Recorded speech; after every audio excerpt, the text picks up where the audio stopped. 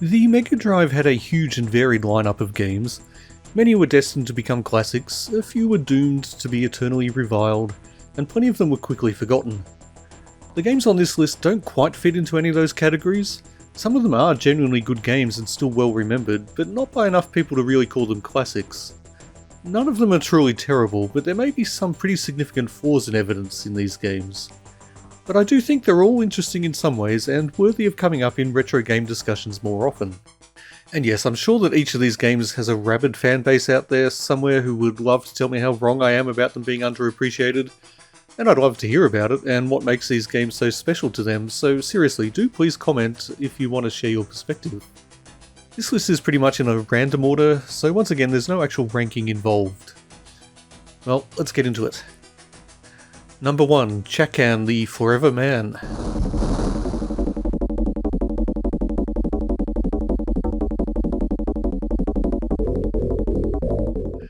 It's become a tedious cliche to describe a game as the Dark Souls of something, but I'm a bit of a tedious cliche myself, so I'm willing to say that Chakan could plausibly be called the Dark Souls of Mega Drive games.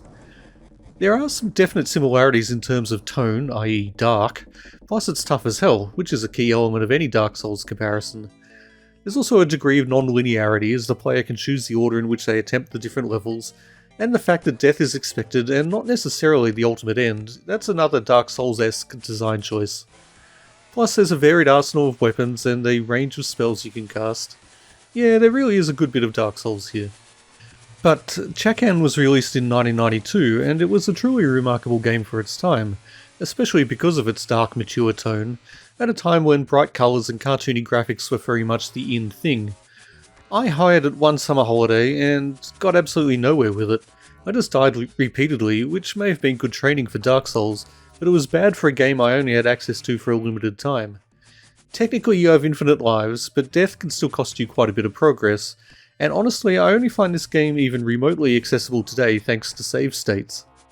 But if you're up for a challenge and want a Mega Drive game that did a lot of things that were rare in the 16-bit era, Chakan is worth playing for sure. I also think it might be worth a reboot, maybe something along the lines of the Shadow of the Beast remake from a while back, just, better. That said, there are so many good 2D Souls-likes these days that it might just be better to leave Chakan back in the 90s. Either way, it was a unique game for its time and deserves a place in any conversation about interesting Mega Drive titles. Number 2, Urban Strike.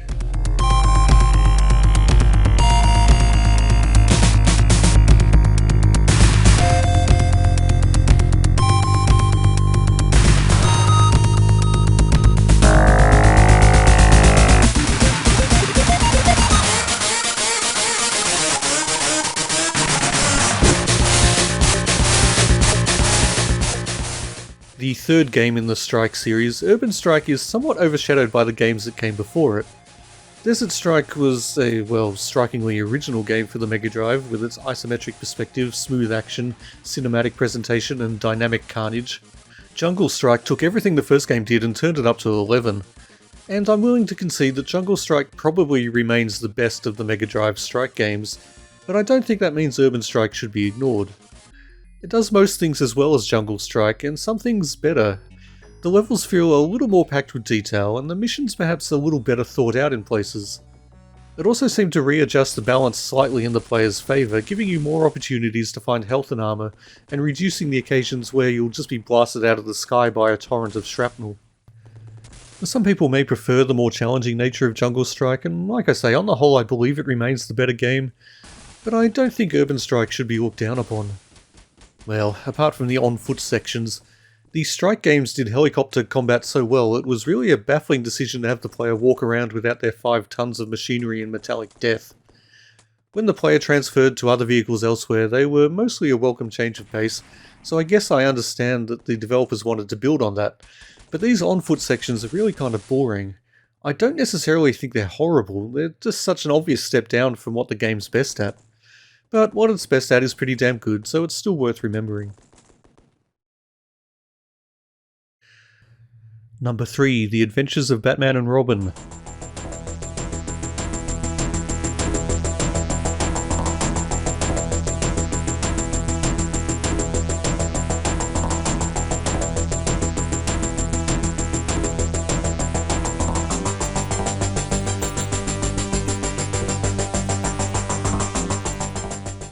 Okay, I have to start off by saying that I don't actually like this game that much.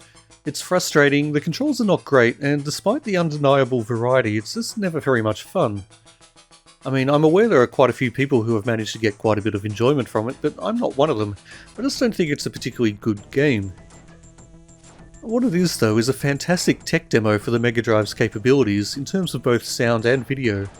Batman and Robin was released right near the end of the console's lifespan, so developers pretty much knew how to squeeze the machine for every last drop of processing power.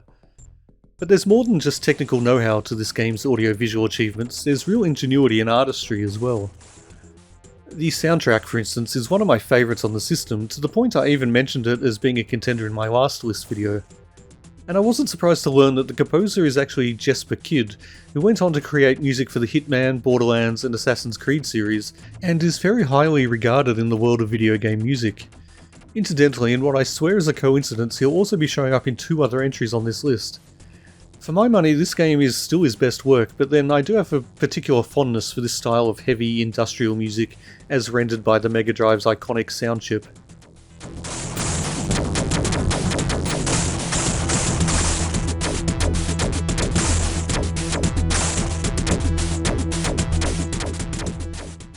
As for the graphics, I don't think the game is super attractive. It's a little bit too dark and subdued for me, although it does a good job of capturing the cartoon's aesthetic.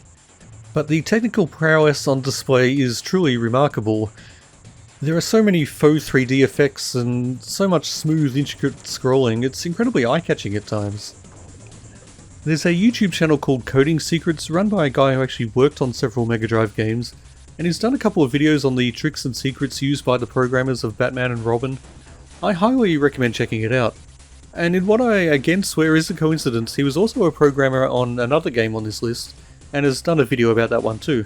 I'll link them in the description. They make for fascinating viewing, particularly for someone like me who was obsessed with graphics back in the day. Anyway, yeah, Batman and Robin, it's a flawed game at best, but a technical marvel. Number 4, Sub-Terrania.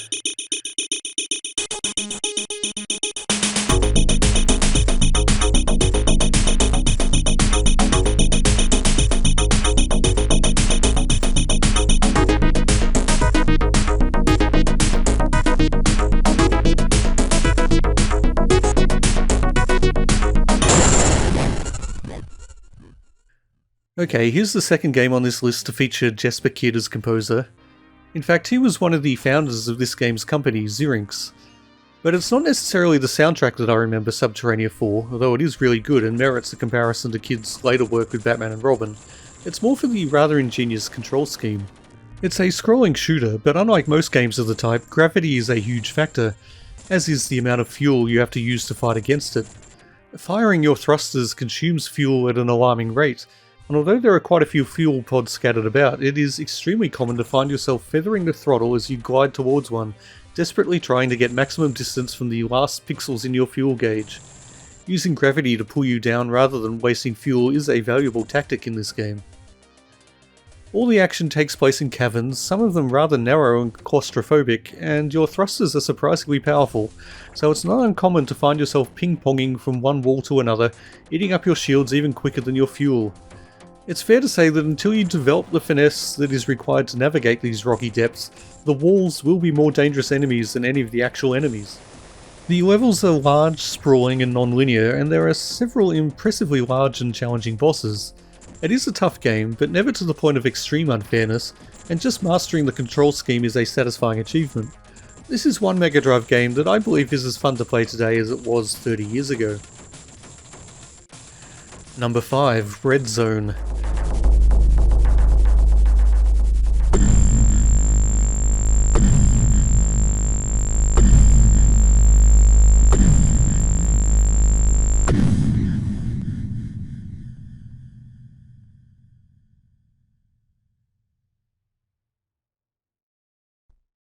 And here's the third game to feature Jesper Kyd. In fact, like Sub-Terrania, it was developed by Xerinx, a fact I wasn't aware of until I came to make this video. Red Zone is another game that was notorious for being extremely challenging, and even I'm starting to wonder why I, someone who isn't exactly great at video games, and is usually happy to choose easy mode whenever it's possible, has compiled a list with so many fairly hardcore games on it. I guess back in the Mega Drive days, I didn't find gaming challenges quite as daunting. Like Batman and Robin, Red Zone is almost more interesting as a tech demo than as an actual game, although I do think it's a better overall experience, so long as you have the patience of a saint and the dedication of a 14-year-old who could only afford a new Mega Drive game at long intervals. Not that I ever finished Red Zone back then, and once again save states are the order of the day when I play it now. Death can come in a heartbeat in this one. The gameplay is action-packed and dynamic, and there's a lot going on for a game of that era. Minimaps, radar, varied mission objectives, multiple characters, cinematic presentation, it's a real extravaganza. It's also frustrating as hell, and the on-foot sections are not quite on a par with the helicopter sections. Kind of similar to Urban Strike in that way, and indeed a few game journalists of the time noticed the similarities to the Strike series, but there are enough differences in terms of tone and gameplay to keep them distinct in my mind. The graphical tricks and techniques on show are comparable to those of Batman and Robin, and perhaps used to even better effect. The FMV intro is obviously not going to impress anyone today, and it was pointless even then, but damn was it eye-catching. The full screen rotation is also remarkable, and the aforementioned Coding Secrets channel did a video on that too, which I'll link in the description. Ultimately, I do believe Red Zone is too tough to be truly enjoyable for the average gamer, and way too tough for a sub-average gamer like me. But it's worth a playthrough for sure, so long as you're prepared to save scum your way to victory. Number 6. Puggsy.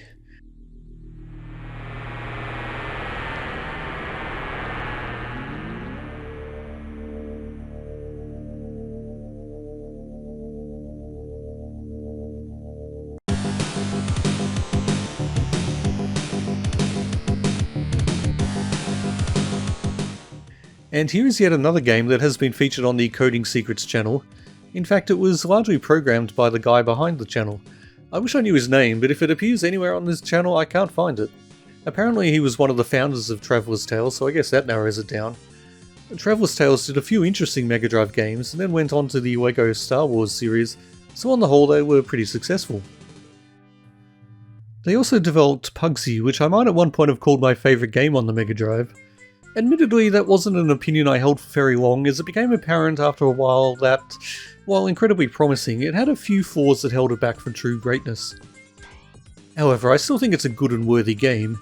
It's a platformer, and the Mega Drive had no shortage of those, but Puggsy did things a bit differently to his Hedgehog, Bobcat, Earthworm, or Cool Spot brothers. For one thing, there's a rudimentary but impressive physics system, and certain items can be sent bouncing around the screen. It's frustrating as often as it's fun, but it was highly novel at the time, and when it works well. There's also a focus on puzzles, and like the physics system, the puzzles are frustrating at times, sometimes in their execution, sometimes just in figuring out what the hell the game expects from you. But at their best, the puzzles are interesting and fun, and a lot of them also make use of the physics, which makes them essentially unique amongst the Mega Drive's library. And personally, I absolutely love the look of the game, with its cozy medieval environments and anthropomorphic raccoons. Number 7. Ranger X.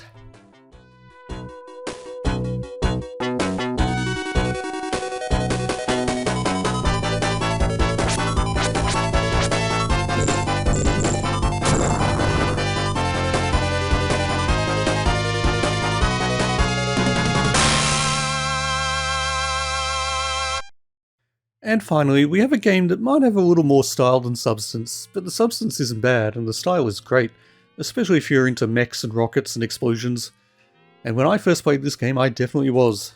I mean, hell, I still am. Definitely looking forward to Armored Core 6. Ranger X is a side-scrolling shooter with a good deal of diversity in its gameplay and some truly spectacular set pieces. You've got several mobility options, including a nifty jetpack and a sort of sci-fi motorbike that accompanies you through much of the game, which you can ride on top of or enter for a defensive bonus. Some of the levels are linear, others less so, but they never get repetitive, and impressive challenging bosses show up at frequent intervals. And every element of the game is spectacular. There were few games on the Mega Drive at that time that so effectively matched such a strong appealing visual style with such technical prowess and polish. The colour palette is particularly praiseworthy, as apparently the development team used a few programming and design tricks to get more out of the Mega Drive than most games could manage. Which is certainly plausible. There are sections to this game that look like they could be right out of a mecha anime. The gameplay is perhaps not fast-paced or compelling enough to make Ranger X an all-time great, but it should definitely be played by any Mega Drive enthusiast. Well, there you have it, 7 Mega Drive games that, although not perhaps true classics, should really not be ignored by anyone that has an interest in Sega's 16-bit console and its really rather broad and diverse library. Of course, there are countless other games that could have made this list, and I'd love to know what your picks would have been. I'm sure there are loads of hidden gems out there that I've never had the chance or motivation to play. For now though, get off my lawn.